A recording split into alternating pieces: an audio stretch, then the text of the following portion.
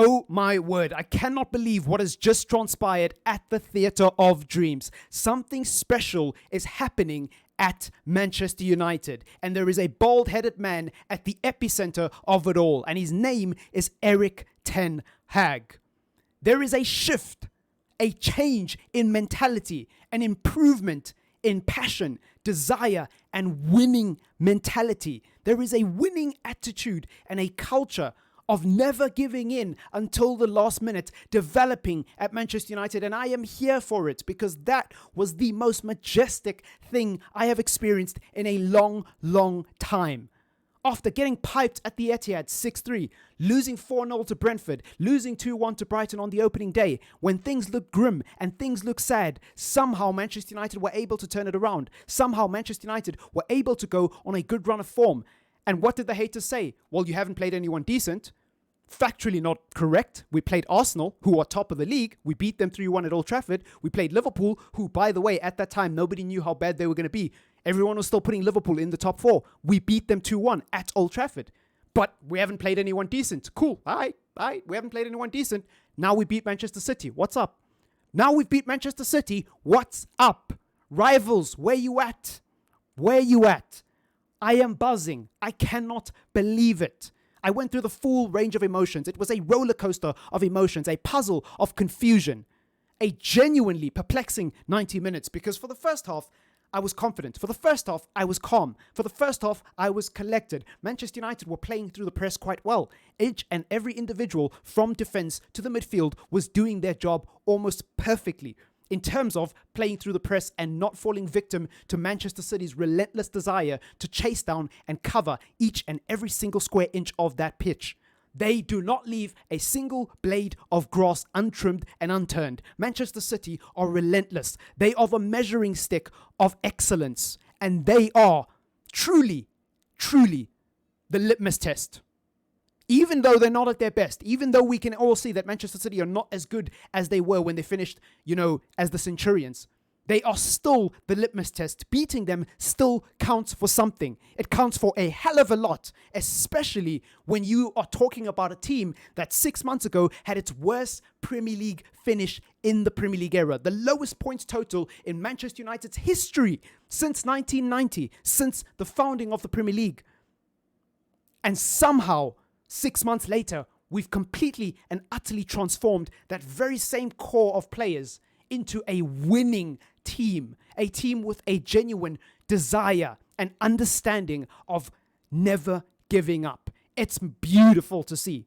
And this man is at the epicenter of it all. This man can do no wrong. This man can put no foot wrong at the moment.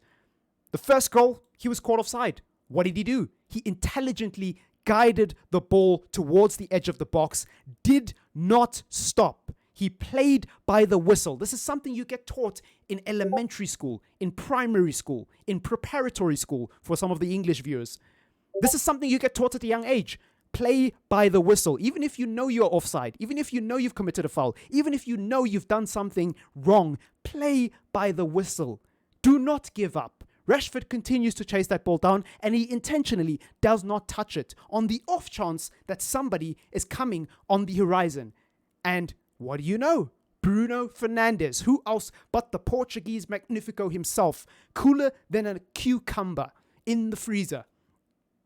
Then Rashford got, good karma for his blessings, for his selflessness rather, is the correct way to phrase that. He got an opportunity on a silver platter just moments after leaving it so kindly and so graciously for Bruno Fernandes. And so intelligently, by the way, because he knew he was offside, obviously.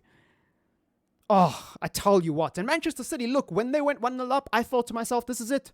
This is it. This is the end of the road. This is where it unravels. This is where we see what we've seen for the last decade at Manchester United. This is the point in the season where the mental slips, where the mentality drops, and Manchester United go on that long, agonizing, inconsistent, and quite frankly, grueling run of just making things a lot harder than they need to be, making silly mistakes, giving up in games where the game isn't lost yet, not trying hard enough, not tracking the runners, not going for the 50-50s, not going for the loose balls because they're 1-0 down and they feel like the game's already over, so they're already moving on to the next one, thinking about their little cheesy tweets about how we'd like to apologize to the fans. It's not the result we wanted. We go again next week.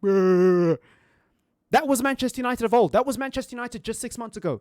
Under Erik ten Hag, there is a new mentality. Oh, I love it. I love it. And look, I'm not getting carried away. We're not going to win the league or anything.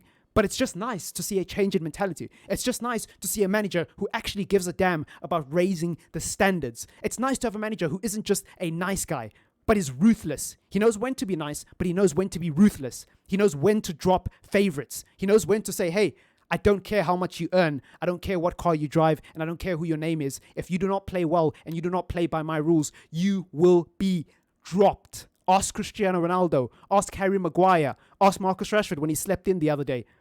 You will get dropped. It doesn't matter who you are. This is Erik ten Hag's camp. This is Erik ten Hag's era. This is Erik ten Hag's kingdom. And I'm loving it.